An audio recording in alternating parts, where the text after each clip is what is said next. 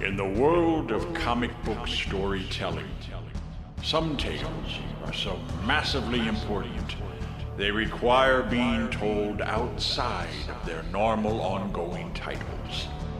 Whether revolving around a single character, a team of heroes, or encompassing the fate of the universe, these stories are as important as the rest of the books that come out monthly. The following is no exception. Bridging the gap between comics and audio entertainment media, my Big Fat Poll List is proud to present a podcast mini-series.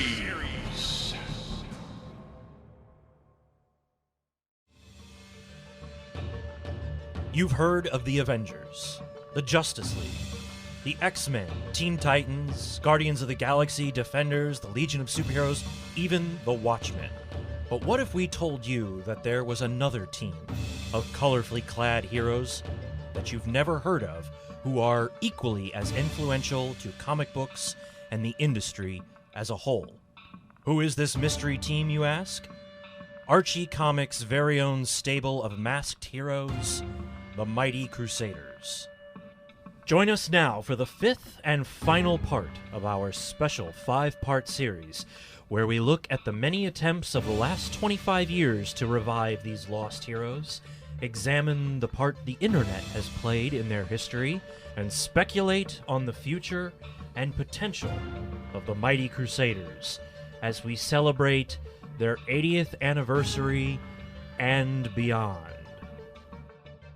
Welcome, everyone. I am Dr. Impact, your host for our fifth and final episode of the Mighty Crusaders History miniseries, and we tried to get as many people back for this episode as we could, so there's a whole group of us here. I'm going to let everybody go around the table and introduce themselves. I am the mysterious Mr. X. I'm the not-so-mysterious Smurfy. And I'm what lurks in the dungeon, Dragonus Prime. Oh, that's better than the not-so-mysterious. Thank you. I can't believe that we're here in the final episode. Has it been 5 episodes already? It's been 5 episodes All already, right, so okay. here we are. Before we get into the history, before we start breaking down the last 25 years, there is, I guess we can call it a little bit of pseudo Mighty Crusader house cleaning that has to be done, going all the way back to our very first episode of the miniseries, where we established the fact that Smurfy was given a Mighty Crusaders starter kit of Yes. sorts. Mr. X and I had kind of talked it over, and we picked out the primary issues and the best storylines, at least the best that we felt were best, and gave those to Smurfy after recording our first episode so that he could read the Mighty Crusaders, because that was his very first experience with the characters. So now here we are. We're back on our final episode of this event. Smurfy, you've had a few weeks now. You've read the starter kit, and some of the more recent stuff we'll get into detail more as we get into the history. But what's your thoughts? What's your initial thoughts? So many thoughts at one time. It's just, where do I even begin? Actually, I feel like that's probably your regular problem right, daily. always. Yeah. As many Consistently. thoughts as reboots, huh? To be honest, it was good. It was good. It had that like old school comic feel. The best way to describe it for any kids nowadays is, do you guys remember the episode of Simpsons where Bart gets his hands on Radioactive Man #1? Yeah, oh yeah. And they're reading it, and they're like, using their like little tweezers, like turn the pages, and it's like you hear the dialogue in it where he's just like, I am radioactive. It had that very similar same feel that kept popping back up into my head. So it was that old school nostalgic, I am the Fly, I am a hero, I'm here to save the day type stuff, which was great, but then it kind of got repetitive. Yeah, I think we gave you the Mighty Crusaders collected trade, right? Yes, yeah. Which collects Flyman 31, 32, 33, and I think Mighty Crusaders #1 was I the believe so, fourth yeah. one. Yeah. And it's all of them about joining forces. But they were Yeah, all really cool yeah. characters, and I can also see where there's a lot of inspiration in current characters from these old characters. Oh, sure, yeah. Pretty much Yeah. straight rip-offs. Oh, yeah. Then as the stuff got a little bit more, I didn't get to read everything, but as it got more advanced, I read The Hangman, and I really enjoyed his story from DC's Red Circle. Yeah, that's stuff that we'll get into here, but I know that Prime was a big fan of the DC stuff too. Yeah, it was. So it was great. that's cool that, we've actually got a number of us here who have read that stuff when we get into that now. It's a pretty fun set that we, that we had you take a look at. Well-rounded. Yeah, very well-rounded. And yeah, unless you're a big fan of Silver Age comics, they can be tough to get. Well, hell, for that matter, I would assume for modern audiences, and by modern audiences I mean probably anyone under the age of 25 or 30, I would think even comics from the 80s would maybe be difficult for some to get through. The Bronze Age is also it can be a little clunky. A little clunky and a little dated if you're not used to it. So I could even see how younger audiences might have a difficult time getting into that Red Circle stuff. Yeah, I can say, because I've tried to go back and read even some of the stuff from the 90s, like not MLJ Archie stuff, but just other DC Marvel stuff from the 90s, and it was almost a chore to get through some of those. And you're of our generation. Yeah. I mean, I think all of us here are only about 3 or 4 years apart from one another, give or take.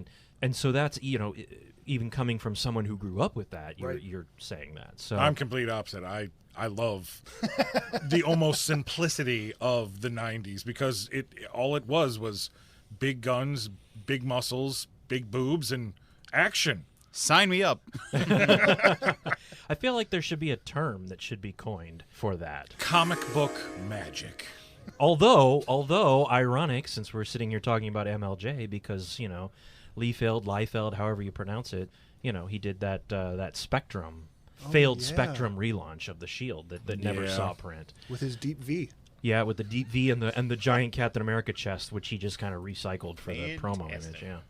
All right. Well, without getting into too much detail about some of the stuff that Smurfy read at this point in time, let's go ahead and dive into the final 25 years of the Mighty Crusaders. The digital era.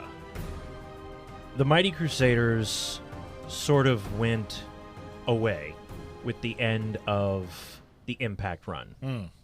Before their next printed return, Archie Comics started to dip their toes into the internet.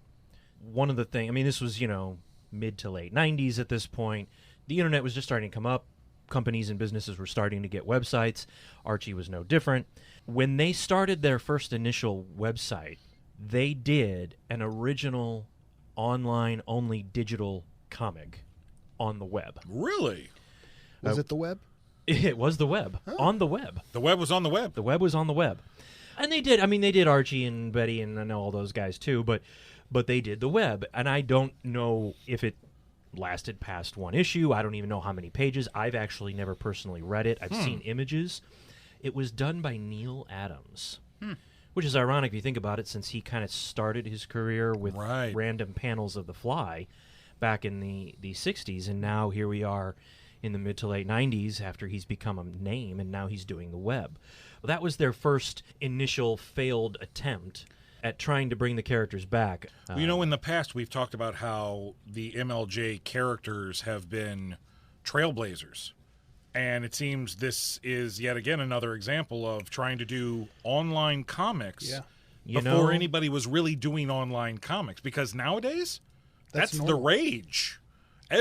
Most people I know are reading stuff digitally instead of actually going out and picking up the physical book.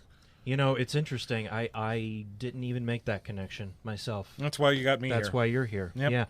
Yeah. That is pretty incredible. I don't know if this is the first digital comic, but certainly an early one. Definitely, that's a pretty big deal. Yeah.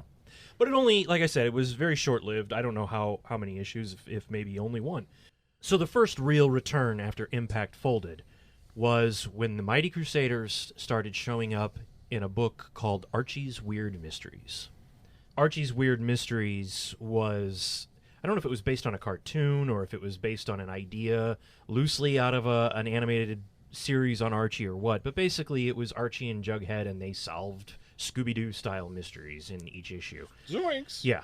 And I want to say it was Archie Weird Mysteries number 3 in April of 2000, where Jughead bought a comic. He bought an issue of the Mighty Crusaders. Okay. And all of the characters jumped off the page and started inhabiting Riverdale. Wait, What like the hell was in the hamburgers Jughead was eating? Yeah, well, evidently everybody else was eating them too. is this kind of like Guy Gardner and General Glory and all that? Yeah. Oh, wow. Going into some obscure DC history there, huh, Prime? Okay. Pseudo similar, but nowhere near as well constructed. It was very strange, and it almost to the point where, if I remember right, I think Moose got controlled by Brain Emperor and was turned into a supervillain or something. It was Jeez. It was pretty ridiculous. But the coolest thing about the book was that all of the Crusaders were modeled after that Batman animated series Bruce Timm style. Oh, okay. Oh, that's neat. There it is. And that was very, very cool. Again, with the exception of The Fly and Lancelot Strong.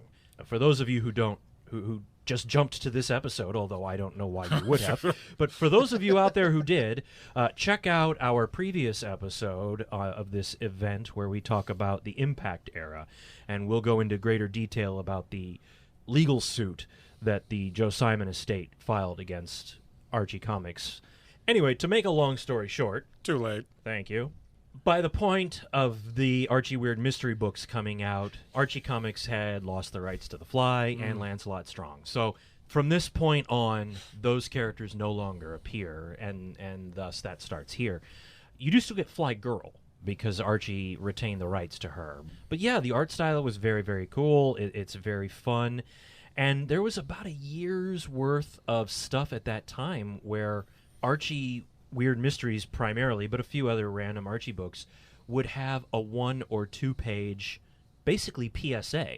If you guys remember... Like G.I. Joe? Yes, sort of. Wow. Almost exactly like G.I. Joe, yeah. It was almost a cross between the Now You Know PSA and G.I. Joe and the old Hostess Cupcake Twinkie ads that they had. Yeah. But they featured the Mighty Crusaders in the Bruce Timm style.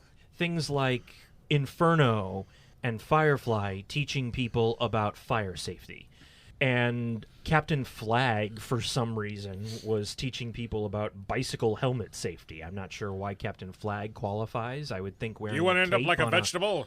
Well, make sure you wear a helmet. Yeah, I don't So know. says Otherwise- Captain Flag. If be I seeing want to be a stars. vegetable, wear a helmet. Got it. Yeah. Yes, in exactly. your Got it. case, Yes, in your maybe, case. yeah. Always have it. Broccoli. It's a vegetable. In addition to those, they also did one-page origin recaps in random books on different characters. But there was no rhyme or reason to it. There was no get Archie Weird Mysteries number 4 to get the Shield's origin, and then issue 5 would have the Comet, and then issue 6 would have this PSA. It was just random, and it was like they only did 3 or 4 PSAs and only about 3 or 4 origins, and then mass printed them in many Archie books at that time. Wow, Which okay. origins? They were kind of modernized versions of the original origins. Okay. Okay, so not worrying about the Impact stuff. No, Concentrating more on the Blue Ribbon. the Blue Ribbon Type era. Pep and that stuff from Okay. from the All beginning. right. Yeah, and I think Steel Sterling had one, and I think Black Hood had one, and Well, yeah. because when they in the art, because I've seen some of the art, it's in the style. Those costumes are those original. yes, older they went back to the costumes. original stuff. Yeah, Oh, that's cool. yeah, they did kind of go back, but it didn't last long. If you think about it, that was kind of a half-assed relaunch that Archie had done, and so of course Maybe it it was never a picked up. soft. Maybe they were kind of like testing the waters. Like, Well, that could does be. anybody care? That could be. Maybe it was the fact that nobody sent us any letters, but the simple fact that you're putting it in Archie mystery series. I mean, unless you're a hardcore Archie reader, Yeah, nobody's going to know about really that. going to know about yeah, that. nobody's going to find it. Well, it wasn't a risk. Well, that's a True, good point, true, too. yeah, I didn't yeah. think of it that way. Well, there was a group of people that were interested, Oh, and they ended up licensing the characters. And that would be DC Comics. What happened over at DC kind of had this resurgence of creative storytelling around the point of Green Lantern Rebirth. When Jeff Johns came in and brought Hal Jordan back, Yeah. DC Comics started to pick up and get really good for a number of years. Mm-hmm. They did those Batman Superman Jeff Loeb books with Ed McGuinness. Oh, and McGuinness. Those are amazing, yeah. And then, of course, that led to Infinite Crisis, and then you had a plethora of crises over a very short amount of time. Yeah. Crises. Crises. Croses. Well, There's some trouble. after Final Crisis, Dan Didio, who I think currently is still in charge of DC, but at the time he was in charge, he had decided he wanted to start bringing new characters into DC Comics proper, into the continuity. So they licensed the Milestone Heroes. They licensed the Thunder Agents. They licensed Doc Savage and the Shadow and other pulp characters. And then went to Archie and licensed the Mighty Crusaders. And hired Babylon 5 creator J. Michael Straczynski to come in and relaunch them. Oh, okay. Was this like his early comic work? No, he had already done Rising Stars by then. He had already done Well, Midnight Nation. I mean, comic work for the big two, because I know he also did Spider-Man for a long time. I think he had done Thor by then too. Really? He may have done both. Okay, Yeah, I think you okay. might be right. He may have done both of those by then. He came on board, and what he was tasked to do was to relaunch Brave and the Bold. Okay. And all Brave right. and the Bold was going to be a showcase book that would be a team-up book, and it would always be Batman and someone new that they were adding to continuity. And it was going to start with all the Crusaders characters. And he said the first 3 story arcs were going to be the Shield, the Fly, and the Black Hood. Oh, so they actually got the rights to use the Fly too. No. Oh, Over Nova. No. And not only did they not get the rights to do the Fly, because it was so tied up in legalities, right. but Straczynski felt like he was shoehorning these characters into DC continuity and trying to connect things to post-Final Crisis continuity. And he didn't feel like it was fair to those characters. He didn't feel like it was fair to Batman and the established characters. So legend has it that he contacted DC and Dan Didio and said, shred everything, and any of the stuff that has been drawn, go ahead and bill me for it because I messed up. This is on me. And I'm going to start over. I'm going to do 4 one-shots, and we're going to relaunch the line in continuity that way. Huh. Wow. Well, it shows you Yeah. what kind of clout that Straczynski has. And if what he can kind of just class, say too, to say, Right. bill me, I'm the one that Right. screwed up. Yeah. That's when I heard that, I thought, well, hell, I'll read anything he writes now just to support him for that. Yeah, no doubt. So he relaunched the Red Circle imprint at DC, but it was still in continuity. that. Okay. And that started in July of 2009 with an issue of Superman, Wonder Woman, and Green Arrow. And I don't recall the issue numbers, but those 3 issues had cameos of Mighty Crusaders characters before the one-shots launched. Okay. And the one-shots, the 4 one-shots that launched were the Hangman, Inferno, the Web, and the Shield. And now, Smurfy, I think that's the Hangman that you read. Yes, correct. And he sort of took basic ideas for the characters and modernized them, but they started over from scratch, similar to Impact. The only one that got completely retconned was the Hangman. He was no longer the Comet's brother. He was now a Civil War hero. Yeah, Civil War like doctor. He was surgeon. a surgeon, yeah. And We got lost on the wrong sides of battle. yeah. And what was it? They tried to kill him, or they tried to hang him, I think. Yeah, they caught him and they thought he was a spy, and he was like, "Nope, just trying to get back to my base. I even healed one of your guys who couldn't see." That's right, And they were like, "We don't care. We're gonna hang you." Put him on a horse and hung him on a tree. Yeah, or like yeah. And they were just like, "Giddy Jeez. up." So, Yeah. And then he made a deal with the yeah, devil. yeah. Look at this guy spouting the MLJ Red Circle knowledge. I know. How about that? 5 episodes ago, he didn't even know who we were talking about. Nope. Yeah. And now he's jumping in. I told her that one made an impact on me because, like, yeah, Boom, boom. Professor Smurfy. Hey. It was very cool. He ended up, making this deal with like a devil, like hangman spirit creature, and living forever. So when night falls, he becomes the Hangman and enacts justice. And during the day, he goes back to being Dr. Robert Dickering. Stephen Strange. I mean, Yeah, right. Hangman.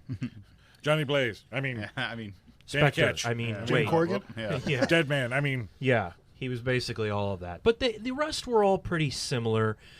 The Web started to stray quite a bit. He, of course, has a very similar origin to where his brother is involved in dirty dealings and he becomes the Web. But when he got his own book, and perhaps before I get into that, I should preface that by saying after the one-shots, S.H.I.E.L.D. and Web each got ongoing series in DC continuity with backup stories. I think, the Web had Hangman, and S.H.I.E.L.D. had Inferno. And S.H.I.E.L.D. had Inferno, yeah. So you got all 4 of them in constant, but it was just the 2 titles. And the Web started to franchise his superhero identity. So they kind of started to go into the Impact era of the Web, where you would contact the Web through the Web. I think it was something like... It's like an app or something, It was like an app or a website or a chat room or something where you says, Web, I need help.com or something like that. That's right. And, yeah, something weird like that. And then you would contact him, and he would send you... he would send you a super suit. You'd become a new Web agent. So they say, hold on, I'm sorry, wait. Time out. Let's back it up. So they send you a super suit to where you become a member of Web to take care of your own problem. Yes. We are not going to solve your problem. Solve your own damn problem. We're going to give you the means to solve your problem, but then after that, there is dialogue like that, Smurfy, really? where the Web says, "This is not my problem. That's why you got a suit from me." I mean, think of the life lesson. How accomplishing is that, though? That he solved the problem himself. Or got a spleen ripped out. Either way, he got taught a lesson. True. Yeah. I can't get the AI to work. So there's Webs all over the country. They're causing problems. Batgirl has to get in on it because now the Justice League is starting to have issues. I mean, it was very rooted in DC continuity. Eventually, all of the Web hosts vanished. They got, either their suits taken away because they were crazy or whatever, except for one of them, and I don't recall if her name was Kim Brand or not, but she kept her suit and altered it heavily and became Flygirl. It's very Armor Wars-like. Oh, that's a good point. Yeah, that's a very good point. I didn't even make that connection till now. And the backup stories with Inferno and Hangman, they started introducing other characters. The Inferno was a villain, not a villain, but he was wanted, and he had no memory of who he was. Right. But he was wanted just like the original Inferno was kind of a bad guy. Basically, the Comet is held on retainer by this organization to bring him in. Okay. Now, the Comet was the only one of the missteps in the whole DC Red Circle thing. So just the Comet. He looks so bad. Yeah, all the others were... Worse than the rainbow outfit that he used to have? Oh, it's right there with it. Yeah. All right, okay. It's not great, Bob. The Comet suit was not great, and they don't really give his origin, at least not that I can recall. He was just, there's the Comet, he's now here, and that's that. Oh. By this point, Straczynski has left the books. He is no longer, he only did the one-shots. No wonder. Yeah. If we're going to get subpar quality, of course he's gone. And that's where it started going. And they introduced the other characters. The S.H.I.E.L.D. book introduced a Jaguar, only his name was Raphael Hardy instead of Ralph Hardy. The Web introduced Black Hood. There was that one winged girl that showed up. Oh, yes. War Eagle shows up when the books ended, because, of course, like all Crusaders books, they do. Yeah, they do. And they end with issue 10. When the books ended, they relaunched as a 6-issue ongoing that only lasted 6 issues, Mighty Crusaders series. Okay. And in that, we get War Eagle. Now, that's a character that we didn't go into in any of our episodes, but War Eagle was a character from the 40s who was a pilot, a war pilot, which is why he went by the moniker of War Eagle. Oh, okay. Now, in the DC Red Circle stuff, it was a woman who looked very much like Hawkgirl, almost, and she was known. But this is the DC. War. We already have a Hawk girl. Right. Why do we need another Hawk girl? Uh-huh. Okay. Yeah. Correct. She's not a hawk. She's a war eagle. She's an eagle. So it's a little different. She was from Fanagar. Yeah, right. Right next door to Thanagar. Right next door to Exactly. Thanagar. Yeah, Right, yeah. gotcha. They borrowed sugar all the time. That's right. She's from Garthan. Garthan. So yeah, obviously the quality kind of dipped. By issue 6 of the Mighty Crusaders ongoing, it was over. We're was not done. doing this anymore. Now, they had an option to re-up the license. Really? Oh. Yes, they had the option to re-up the license, but this ended early of 2011. The very next thing that came out was Flashpoint. Oh, well, and that changes everything. Changes everything. So the Crusaders go back to Archie. And you know what? Technically speaking, because we all know what happened after Flashpoint, where DC is concerned, it's probably a good thing. Can you imagine a New 52 version of the Mighty Crusaders? Mighty Crusaders. Yes. It's terrific. Oh, is that right? No. Wrong. I invite you to leave, sir. Black Hood would have been a partner to Red Hood. Oh, yeah, it would have been the Red Hood brothers or something. Oh, my God. Yeah. Actually, the book would just be called The Hoods. No, I'm pretty sure they would have done the rainbow. We would have had a Red Hood, Black Hood, Blue Hood, Green Hood. Like Gray the Hood. Lanterns. Yeah. You're probably right. Yeah. Yeah, it would have been all bad. news. So thankfully, they went back to Archie and lay dormant for a short time. They did a lot, man. They were out for a whole year. I know. They were sleepy. They were sleepy. They were running around a much more dense universe than they were used to. It wasn't long before Archie decided to relaunch Red Circle Comics proper. Good. They came back with a 6-issue miniseries called The New Crusaders. Yes. Now we're talking about the stuff that I was going to say, now you got enjoyed. into this stuff, right? Yes. Yeah. After all the talk of the early stuff, after reading all of the Impact stuff when we lived together, and then the New Crusaders, we've got the Red Circle stuff. It's not being controlled by DC. I'm like, I'll look at this. And it was fun again. It was actually so much fun. The magic of comics. Again, Yeah, it was. It was there. Everything you could possibly love about all the old stuff was peppered through. And they respected a certain continuity. Not all the continuities, but there was a respect to the continuities. And it was a legacy. It was a legacy title. Yeah. And I love that type of storytelling because we're going to pay respect to the past by moving things into the future, and we're going to give it to the kids. Yeah. Yeah, basically it was the kids of the original Crusaders. The Crusaders had defeated the Brain Emperor, and they established the tranquil community of the Red Circle, where they all lived, in the middle of Impact City. I mean, there were little crazy Easter eggs like that throughout the whole book. They would get together once a year for like a reunion picnic, barbecue kind of thing. Yeah, right. And they all get together, and the Shield never showed up. And this year, he finally shows up. The kids are off doing their own Was thing. he frozen in ice? Yeah, right. I think so. No, he was a statue. Actually, he was off. Actually, he had aged considerably. His aging was starting to catch up. He now had a big white beard. He was, maybe late 50s, early 60s. So while they're at the barbecue, they are attacked. No. Yeah, how about that? By the Brain Emperor. He's returned. He looked much cooler this time. Instead of an exposed brain under a glass dome. Or the Medusa one. Or the Medusa Brain Emperor from the DC Red Circle stuff.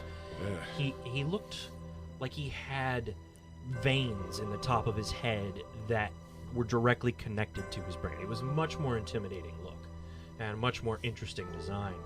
And he killed them all. All of the Crusaders died except the Shield and the kids. And the Shield takes the kids into a secret bunker and tells them, hey, you are the children of the Mighty Crusaders, and if we're going to stop the Brain Emperor, I need you guys to suit up. Yeah, time to hero up? Yeah. We're all in shock and awe right now. Thanks. Right. Yeah. Well, yeah, I mean, that's serious. I mean, you've just watched your parents be wiped Murdered. out. Right. You've been told that you are the children of heroes, and you now also have to take the role of being a hero to avenge not only your parents, but then save the world. Yeah. It's bigger than killing Black Hood in issue 1 of Black Hood. Right. Yeah, really. You took out the whole damn team, yeah. The kids that you end up getting is a young Steel Sterling, who's obviously Steel Sterling's son. Kelly Brand, I believe her name was, which is the daughter of Fly Girl and I want to say Blackjack or the Fox. I can't remember which. Okay. So she takes on the Fly Girl moniker. Yeah. Wyatt Raymond is the son of John Raymond, the original Webb, so he becomes the new Webb. Okay, yeah. Greg Reeves is the adopted son of John Dickering, so he becomes the new Comet. I liked his costume. I liked his costume too. It That was poor very kid. different. Hey, man, it's not your real dad. You're adopted. By the way, But you're by also the way, superhero. yeah, Right. guess By what? the way, put this on. I don't have any powers. Put on the suit, There was kid. no We're hiding. going. He was adopted. Oh, okay. Well, that's good. It was worse than that for Yvette, and I can't remember Yvette's last name, but Yvette was just, I think, the star pupil of Ralph Hardy. Oh, man. At the zoo or the archaeological whatever, and he just happened to bring her with him to the barbecue. You're so my when +1. he dies, they give her the Jaguar. Yeah. She's a +1. Yeah, she's a +1 You're who in, ends kid. up being the Jaguar. And they alter that considerably, saying that the Jaguar belt was not the only piece, that the Jaguar belt was actually a piece of an entire suit of armor. Yeah. And that the belt was for Ralph, but there was a helmet that she would wear. So they kind of changed it up a little bit, and she had like these gauntlet claws. And You were able to do another female Jaguar, yeah. but now it could be different than the version that you had during the Impact. yeah. So what happened to the belt? I don't know. I don't know if it ever actually established it, or if the belt was in the Crusaders trophy room, maybe. But she had to use the helmet. Or She maybe it wasn't was allowed to use it, destroyed yeah. along with Interesting. Ralph. It could have been. It could have been if he was wearing it. So the final member was Fireball, and I don't recall his alias, but I want to say that he was the nephew of the original Fireball. And that makes up your team. While they're at the Mr. X, you'll love this if you don't already remember it. While they're in the underground headquarters, the secret headquarters, there is a portal that the new Fly Girl is taken through, where she will learn how to use the fly ring and the buzz gun and all of the abilities. And that takes her to this like watchtower out in space somewhere that is looked over by Bob Mother Effin' Phantom. And I love me some Bob Mother Effin' Phantom. Yeah, he was almost like the mechanic for the Yeah. team, or like the tech guy. Yeah, kind of like Forge. I was just going to say, like Forge, yeah. Did he teleport up there and then forget how to get back? Yeah, who knows, yeah. Maybe he just didn't want to be around people. I don't That blame could him. be. Neither That could do I. be. There was also a chimp Yes. that hung out with them named Dusty, obviously alluding to the S.H.I.E.L.D. sidekick Dusty from the 40s. Let's not forget the boy buddies. Yeah, why a chimp?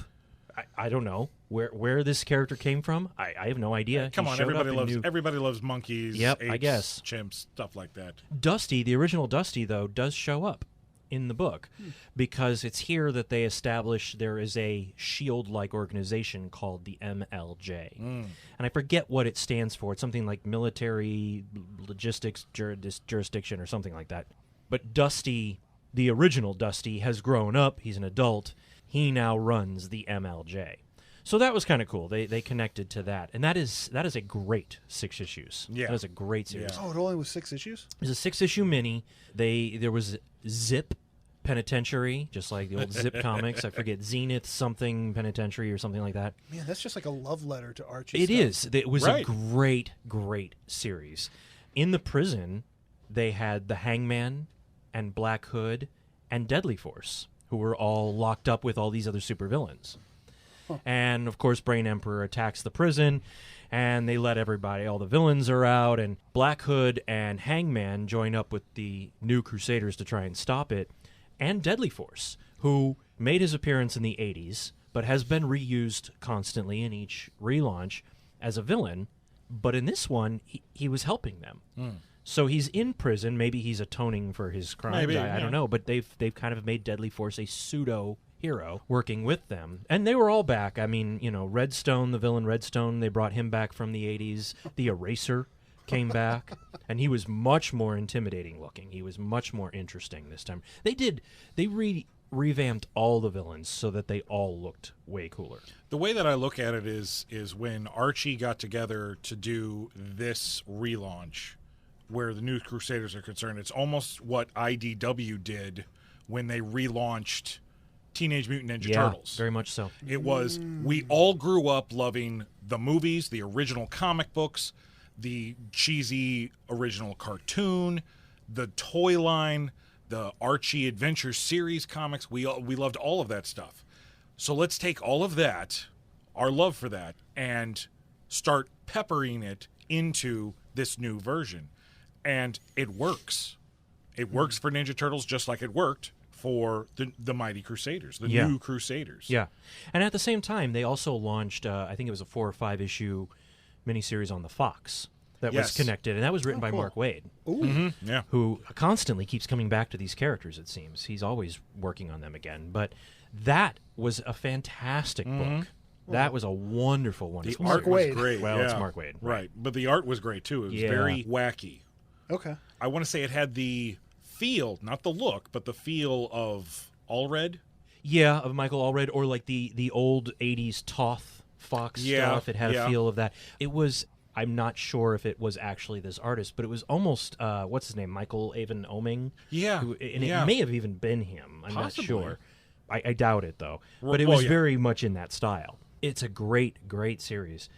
And I remember when those books were coming out, we're like, all right, they're back. They're back. They're back, and they're doing them right. And then... This'll never end. And then they announced the next miniseries, which was something like the Children's Trial or Children's Crusade or something like that it was called. Yeah.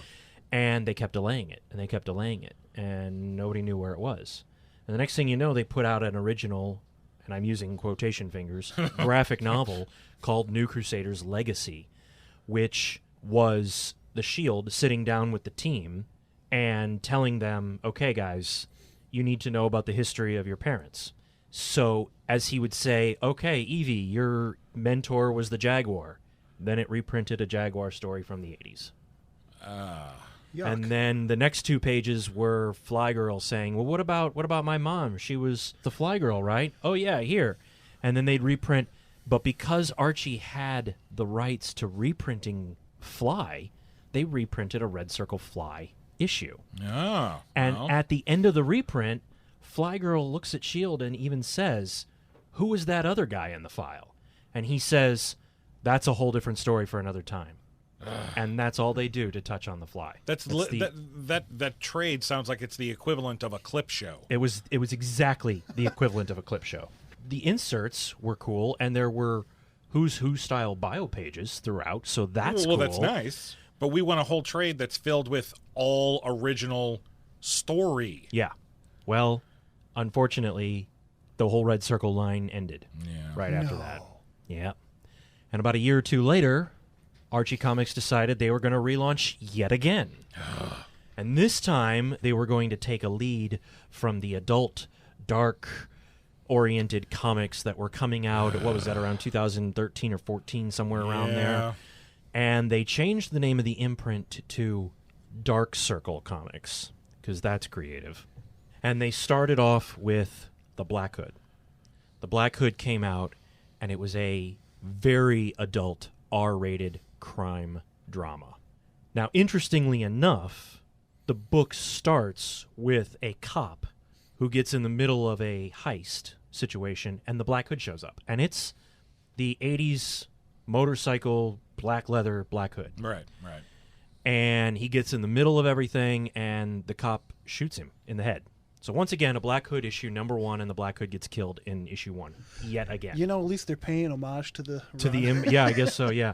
If it ain't broke, don't fix it, man. I guess. So now this cop, Greg Hettinger, has now become the new Black Hood, while he's addicted to pain pills and going through major PTSD. Every dark, whiskey-swilling crime noir stereotype. It's like the R-rated Peter Parker. Yeah. Well, Everything has to be going wrong for you, only to the nth degree. you don't get much more heroic than that. I guess, yeah. Maybe in a Zack Snyder world. And when you think about it, the Dark Circle line did feel very much like a Zack Snyder esque reboot, because let's not forget what he did to the DC characters. Yep. During his tenure with Warner Brothers. Can we forget that? I tried. Some of us wish we could, yeah. Well, and it didn't stop there, because the next book that got put out was The Shield. Oh, God, I hate this Shield. And this time, it was a woman, which is fine. That's not what I hate. Which is fine. I just want to preface, that is not what I hate. We jumped to that really fast. Yeah. Anyway. Victoria Adams is her name. The initial idea is interesting. Basically, she was some sort of a spy of some sort during the Revolutionary War who is cursed to return for every major military event that occurs that America is involved in, and she is to be America's shield. So she's the spirit ghost of of America. war? She's the spirit of America is how they She sell will it. never go away. Now, We're always at war. they Anyway. yeah. Now, the way they write that off is they say that Tom Higgins, Joe Higgins, when they were creating the SHIELD formula in the 40s, they based it off of the legacy of the legendary SHIELD. So they retconned to try and connect. I love the idea that she, comes back when we need her type of thing. My biggest problem with her, though, is nothing about her looks like the SHIELD. No, her costume, at least the Black Hood emulated the Black Hood. This version of the SHIELD didn't look like any incarnation of the SHIELD that had come before. It was a complete redo. For somebody who's supposed to be the SHIELD for America, there's not a lot of America being represented in the outfit. No, there's not. I don't think there's any outfit. White. The outfit just looks, the stripes. Yeah, just the stripes. The outfit looks cool, but it doesn't scream the SHIELD, and that's the problem. Right. Yeah. That's always been my complaint about it. Like you said, the character's cool, the concept is cool, everything about it is cool. But if you're the SHIELD, you have to be the SHIELD. Right. Yeah, and I can even get behind the idea that they based the original SHIELD off of her. I can. That's it's not a great cheesy plot retconning, point, but right. I can do that. Yeah. Well, the book that followed that was The Hangman, which was essentially taking the Dark Circle Black Hood, mixing it into a horror film setting, and taking the storyline and origin of the DC Black Hood that Straczynski created and mixing them together. So the Hangman was a hitman who is captured and hung and killed by the Hangman, Bob Dickering. The old one? Yeah, the original Bob Dickering Hangman. Only now he's no longer the brother of the Comet, and that's not what happened. Now the Hangman, like the DC one, is like this spirit of vengeance, and you have to enact justice so many times to be exonerated, I guess. And now Bob has been exonerated, so now there's a void to be filled, and so now this new guy becomes the new Hangman. And it was supposed to be a horror-themed comic, and very, very adult and R-rated. All right, but the fact that you now have two spirit-based characters, you're already doubling up, and you haven't even run the gauntlet of your different types of heroes. Yeah. So, yet again, another lazy example of trying to reboot something in a darker age. Fly Girl was a spirit of a fly getting revenge on people with shoes. Everybody with fly swatters. Right. And yeah. I am here to take all of your fly paper. Well, the fourth title was announced, and that was The Web. I have no idea what her story was. It was a girl. They released a promotional image. I don't know what the story was. The book never came out. It never got done. Well. So I can't even tell you what that book was supposed to have to do with. Can't imagine why. The final of the Dark Circle books was The Fox, which was written by Mark Waid. Oh. And the same creative team as the Red Circle Fox, and acted as if nothing had changed. That's why I love Mark Waid. Well, then good. And and it was great. It was very enjoyable. It was just like the previous Fox story for Red Circle. Dark Circle finally comes to a head with the Mighty Crusaders. They do a 4-issue miniseries. As every run has done. Every run, that's true. Yeah. Every run leads up to the team, and then it ends. And then it ends. We formed a team now. What? That's it. I'm starting to see Maybe a they pattern should here. start with the team. Yeah, so the Mighty Crusaders comes out. It's a 4-issue series, and this goes back to the New Crusaders. It picks up 10 years after the New Crusaders ends. So we've gone back to... This I haven't even read. Yeah, this it is goes, stuff I don't know. It goes back to the previous New Crusaders line. Now, Fireball was killed at the end of the... Spoiler alert, Fireball was killed at the end of the 6-issue New Crusaders story. And over time, I guess the team has disbanded. And Well, they've also gotten... If it's 10 years, they're also a little bit older. and now they're a little bit so- older as well. And somehow the original Steel Sterling has returned, even though he died in the barbecue explosion. Magic of comic Magic books. of comics, I guess. There and you go. his son is now off running around the world on his own. I don't know. He's gone. So the Steel Sterling that's on the team is the original Steel Sterling, who's aged now. Okay. Shield, the Joe Higgins Shield, has lost the beard, and now he's an elderly man who's crippled, and he's using a cane because he can't walk. So he just sits behind a desk, and he has Wait, taken. like he got like atrophy in the armor? I don't know what they never explain it. They don't explain where the original Steel Sterling came from. They don't explain what happened to Joe, why he's limping. They don't explain why he has now suddenly taken over control of the MLJ. None of that is explained. Evie no longer wears the helmet to be the Jaguar. Now she's like Catgirl, like a feral, like Wolfsbane almost from the mutant world. Fly Girl has quit being Fly Girl, and now she has adopted the moniker of Firefly. So on one hand, we're going back to an old MLJ character name, which is cool. Right. But now we don't have a Fly anywhere. Yeah. And the Web has now grown up, and he's now the most rational of the group, and the Comet is now growing up, and he doesn't want to lead the team anymore. And all of this is going on as the Eliminators, a new supervillain team, which is, I think, Redstone, might be there, and a new Rogue Star. I don't know, a couple of bad guys. They attack, of course. So the Crusaders have to fight them, all while there is this group that is trying to raise Eternos. Now, in the old 60s Mighty Crusaders book, there was a villain, Eterno. I could see how that character could be evolved and morphed over the decades to be an Apocalypse or Darkseid-esque type of villain. Right. Very easily. Yeah. You need to have that. And you need to have that. And that's clearly what Eternos in this was. Whether or not he was the same Eterno, I don't know. Because it's never explained. Yeah. They keep flashing back to this guy being brought back to life. By the end of the 4 issues, they have defeated the bad guys.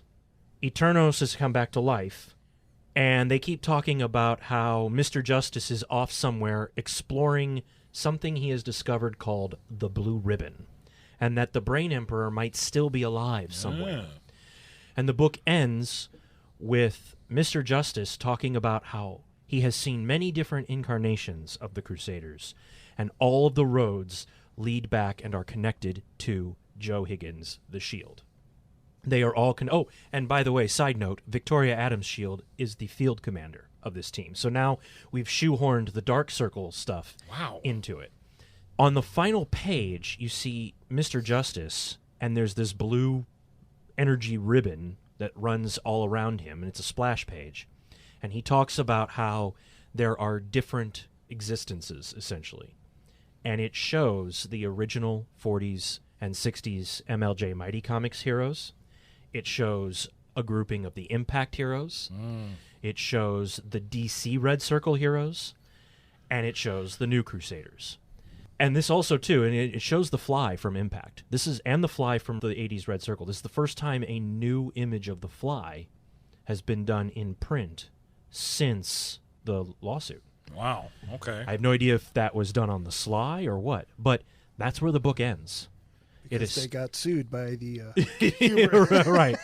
Well, that's where it ends. They establish a Crusaders multiverse, in a sense, of all these different versions, and then never touch on it again. And the next thing that comes out is the Archie Super Teams versus the Mighty Crusaders, which is just the classic 60s versions of the characters fighting Pureheart and Jughead Hamburger Hero guy, whatever he's called. It's a 2-issue miniseries that is an expanded version of Archie's Weird Mysteries #3. That's all it is. So after everything we had gone through, Archie decided to just go back to the beginning of this modern re-evolution of these characters because laziness? I guess. And in the summer of 2019, the B&V Friends Spectacular Digest that came out that summer, B&V being Betty and Veronica, the B&V Friends Spectacular Digest comes out with a 3 pages. And those are like 100-something pages. And those digests are thick. 3 pages of a story where Veronica, dressed as a superhero, joins Blackjack to solve a crime. And that's it. That's the last thing that has been printed. Come on. Of these characters. And that's the end of the history as of now. Which brings us to a perfect point of asking you all, which of these versions was your favorite? Which of these versions enraged you as a fan? Which of these versions are you most interested in looking into? Head on over to our website at mybigfatpulllist.com and let us know. retrospective review, Archie, New Crusaders, and the Dark Circle. This is the point where we revisit and give our little review on everything, but first, as always, how can you guys get a hold of these books? Some of them are very easy to get a hold of, some of them are not easy at all. The DC Red Circle stuff and the Archie Weird Mysteries stuff, you're just going to have to find the back issues. I'm sure that there are digital copies of those because those are fairly recent within the last 20 years. But they've never gone around to put it in a collected Not work? that I'm aware Really? of. I wonder if they're on the DC subscription service. They possibly could be. They possibly could be because I'm sure that DC has done digital editions. I'm too poor to have that, so I don't know. For sure. Those you would have to find in back issues. Now, everything from the Archie Red Circle launch through the Mighty Crusaders Dark Circle 4-issue mini, those have been compiled in trades. Okay, all right. That includes the Black Hood Dark Circle stuff. That's the New Crusaders stuff. Obviously, New Crusaders Legacy is a graphic novel. I'm not sure if the Mighty Crusaders and Archie Super Teams has been collected, but... Ooh, I hope so. yeah. So those aren't very difficult to find. Again, when you find any of these, none of them are that expensive, but it will be a little more difficult to find the Archie's Weird Mysteries out of all of these than anything else. Now, as far as how they all hold up, you know, we've kind of touched on some of it. Obviously, the best one of the bunch is the New Crusaders. Yeah. It is a fantastic book that I cannot recommend more highly to anyone, whether you know the Mighty Crusaders history or you're completely new. Those 6 issues are fantastic. Everything about it, the writing, the art, it just feels like you're having a good time reading a superhero comic book. Yeah, it is, in fact, since we're coining the phrase, that 6-issue miniseries is the epitome of the magic of comics. It really is wonderful.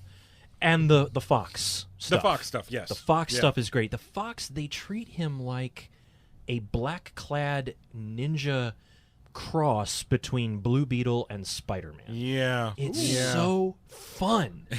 it's sounds cool. that weird. It's just weird enough. And they have other characters in it, too. They bring back the old villain from the 40s, Madam Satan. Yeah. And Inferno was there. They bring back an old MLJ character, and it's the first time I believe that he's been brought back since the 40s. And his name is The Marvel.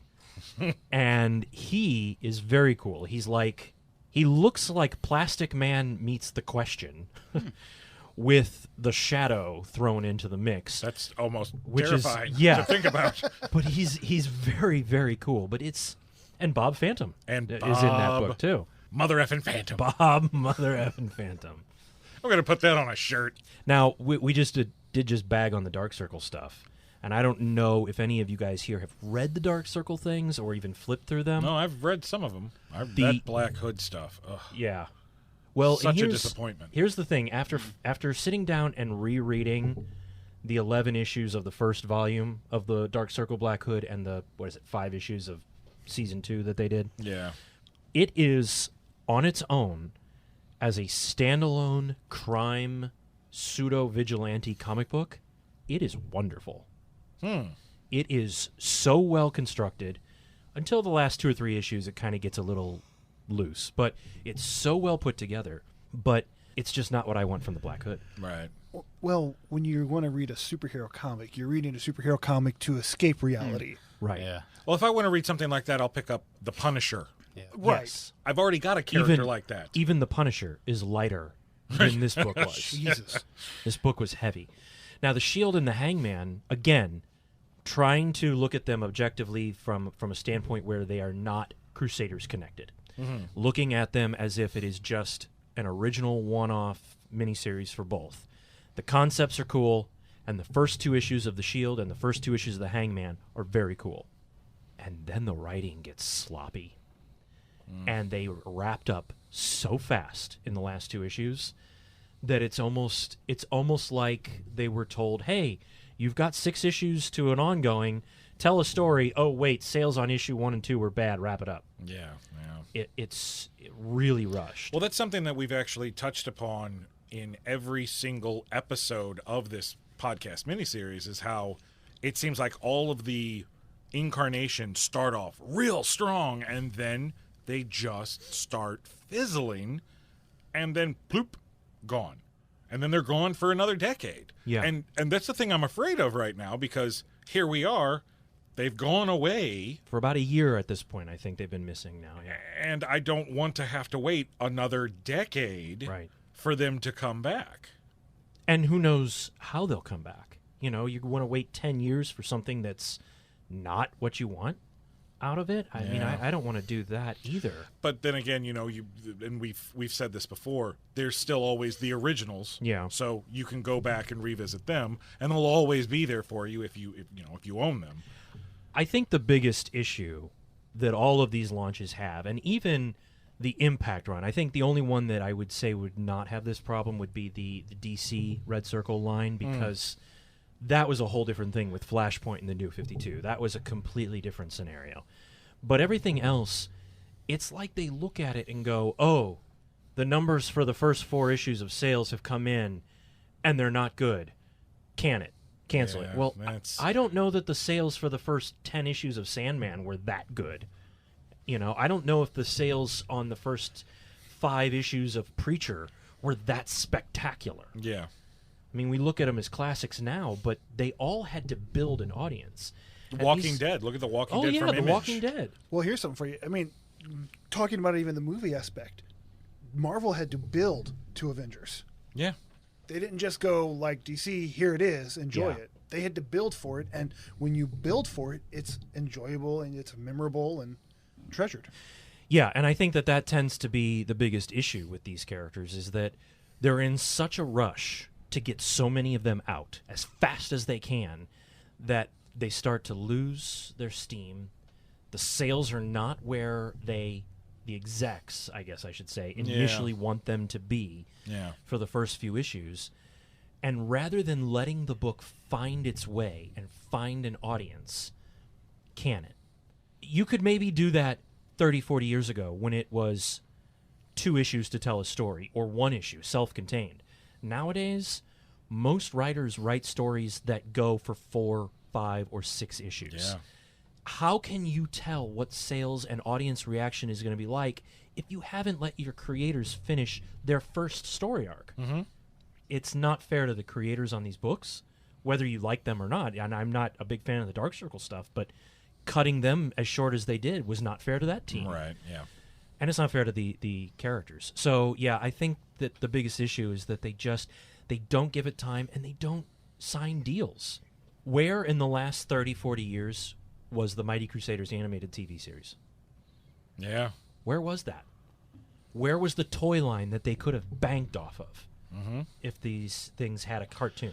And see, that's the weirdest thing, too, because you would think, especially in the 90s with the Impact run, when Hollywood was grabbing every single license they could grab that was based off of a comic book. To make a cartoon out of it, yeah. Why didn't anybody go to well, and who knows? And toys off it, man. Right, The 90s but who knows? showed, like, Somebody probably did go to Archie, and Archie said no. Possibly. I mean, I would. It kind of boggles my mind to try to think that they would say no. We don't want to be a part of that. We have integrity. That Fly movie that was in the works. Yeah, but even that, they couldn't get it off the ground. That's what I mean. No. Like, Yeah, it's a real shame because there's been a lot of wasted potential with them over the years. But as Mr. X says, there's always the stuff that we've talked about for the last 5 episodes, the entire history. So after having gone through that, guys, this is a question not just for our audience. Of course, the question will always be for the audience, and you guys can answer it by either going to our website or finding us on Facebook or on Twitter or on Instagram and giving us your thoughts and your answers to this question there. But this question right now is for the 3 of you guys primarily. Of the stuff that we've gone over, of the various eras of the Crusaders, after this 5-part series, are any of them, those eras, grabbing your attention? Are there any that you want to look into more? Are there any that you want to expand? If you only know Impact, do you want to check out another kind? Or do you feel like because of the way that they've been handled over their relaunches, did you get what you needed out of this? That's kind of a big multi-part loaded question, but I mean, I would say the Red Circle stuff. The DC stuff or the 80s stuff? The DC stuff. That's not a bad run. Yeah. Yeah. Prime, what about you? I know that you're an Impact guy. Yeah, I mean, I'm always going to be an Impact guy, so I'm biased on that. I don't know if I'm going to really go back and read the 80s Red Circle stuff. Mm-hmm. Also, I've never been a big fan of Lancelot Strong. Okay, fair enough. If anything I'm going to do, I'm going to actually read those New Crusaders, because I've never read those. Oh, okay, the 6th issue? Yeah, and that sounds really interesting, and maybe cry my way through the relaunch, the 10-year later one. Oh, yeah, the Mighty Crusaders 4 issue. The Mighty Crusaders 4 issue is really only worth it for that last page where it connects all the different versions. Right. Multiverse kind of setting. Well, it is a sequel to something that was really, really, really good. That's So, true. of course, Yep. it had to be subpar. Mr. X? There's a part of me that wishes that the New Crusaders stuff had an established past continuity, because they don't allude to any events happening in their past except for there was the Mighty Crusaders, they defeat the Brain Emperor, they stopped being heroes because, didn't have to be heroes anymore, and, oh, guess what? Bad guys are back. Oh, we're all dead. Kids take over. It's very specific to fans because there's enough in-jokes that all the fans, all the long, hardcore fans will get. But it's done in a way to where even if you didn't know anything about the past with these characters, it's still fun enough that right there is a great representation for anybody that needs to be introduced to the Mighty Crusaders. That's what they need. And that's what I would tell anybody. That's what you've got to read. Now, if you want epicness, then I'm going to tell people, you got to read the Impact era. Yeah. Because that's 90s at its best. I think ultimately that's probably the top for me. Yeah. Is the Impact run. I think that's where they got it the most right. And I'm not saying that they got it all right. There were missteps in Impact as well, but I think that's where they got the most right and got it most solid. Yeah. Was at that point.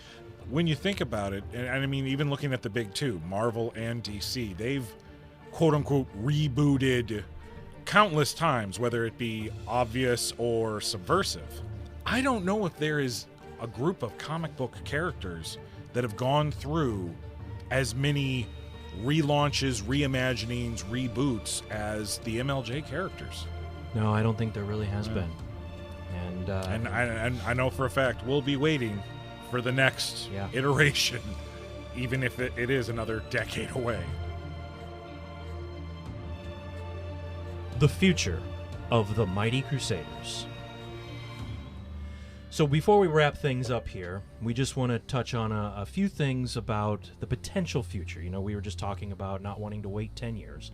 There are ways that you can get your Mighty Crusaders fix.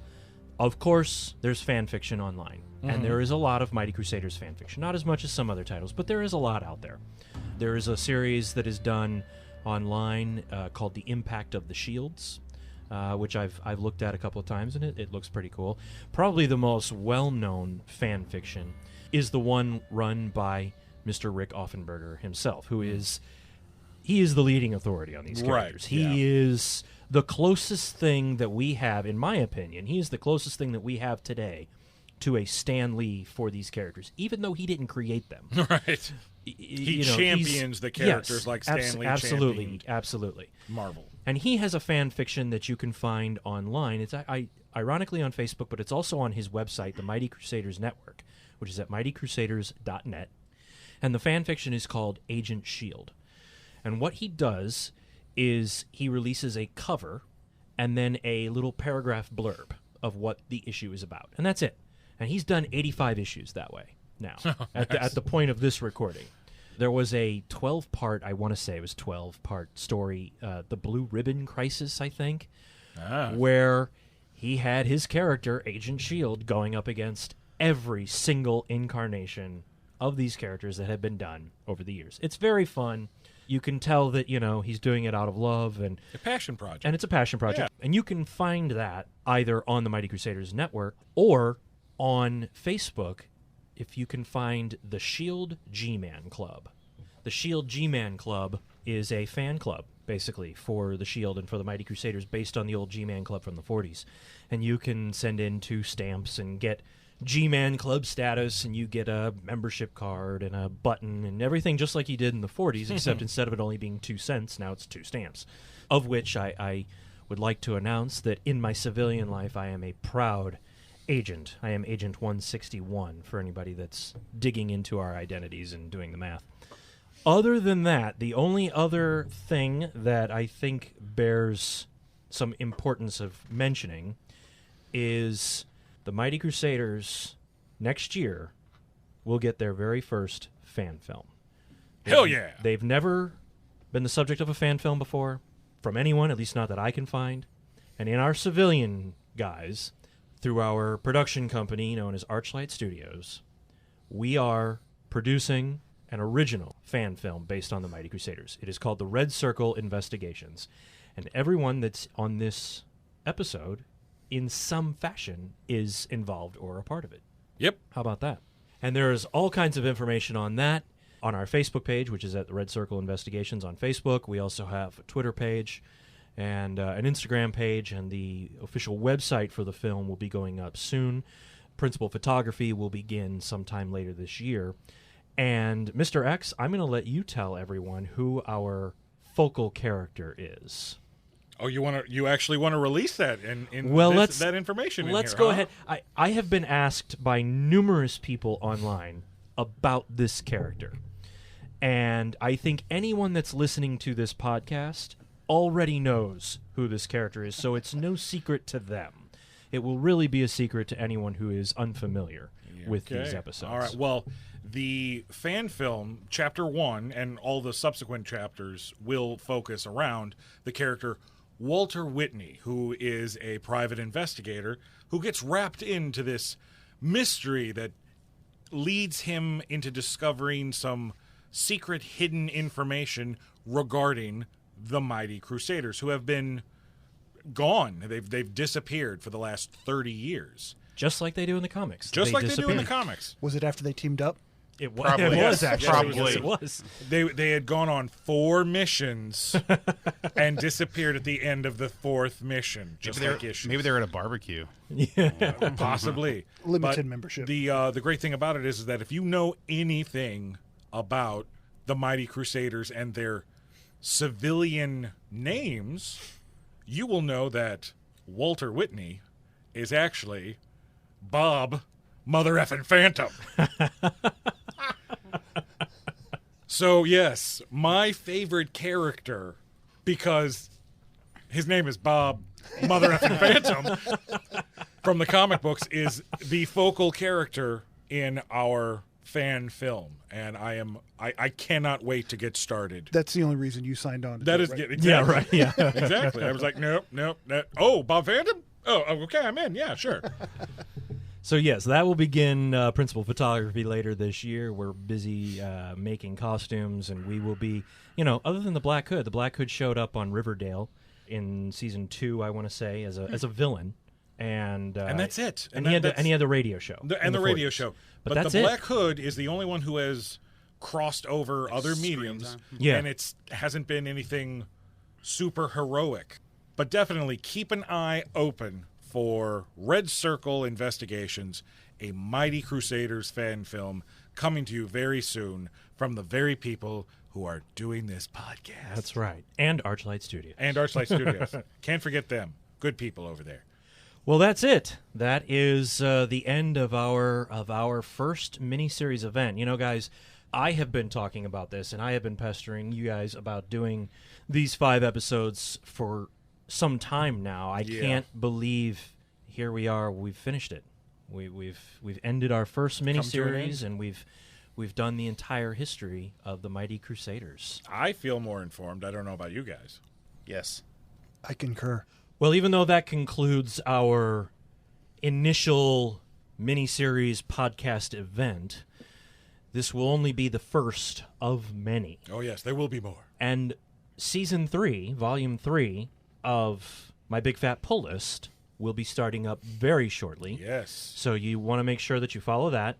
And we will have some news dropping very soon about a My Big Fat Pull List Patreon. Coming soon. I don't know why I was surprised. I say, you're the one building it. You're the mastermind behind it. All right. As always, reach out to us on the website at mybigfatpulllist.com or through social media, and let us know if there's anything that you heard in these 5 episodes that you would like us to expand upon. Any of these characters that you would like us to do an entire episode on. Get in touch with us for that. Well, that's it, guys. That is the end of the Mighty Crusaders history. I am your host, Dr. Impact. I'm the mysterious Mr. X. I'm Smurfy. And I am Dragonus Prime. Stay mighty, friends. We have reached the end of this verbal adventure, but there will be more. Be sure to bag and board the knowledge you have been given in the long boxes of your mind, safe from the dust bunnies of memory. Visit mybigfatpolllist.com for all of their 4-color content and follow their social media pages to stay informed. And remember, the secrets of the universe are between the panels.